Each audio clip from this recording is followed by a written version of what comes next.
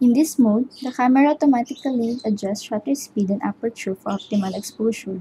This mode is recommended for snapshots and other situations in which you want to leave the camera in charge of the shutter speed and aperture.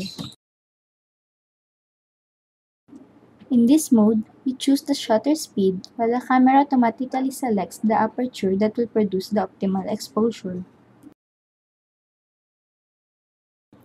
In this mode, you choose the aperture to control the depth of field, while the camera automatically selects the shutter speed that will produce the optimal exposure.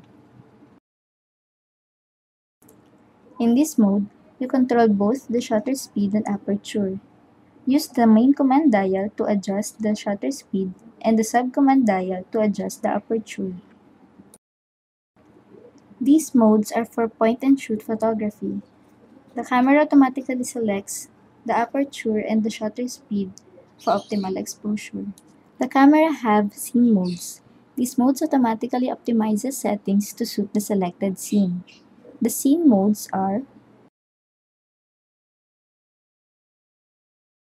Portrait. Use this mode for soft, natural-looking skin tones. Here is an example of the photo taken using the portrait mode.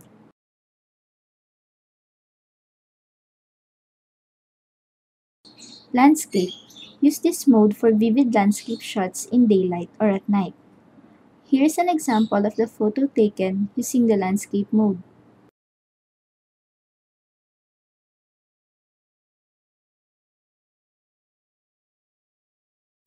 Close-up. Use this mode for close-up shots of flowers, insects, and other small objects. Here is an example of the photo taken using the close-up mode. Sports. In this mode, high shutter speeds freeze motion for dynamic sports shots in which the main object stands out clearly. Here is an example of the photo taken using the sports mode.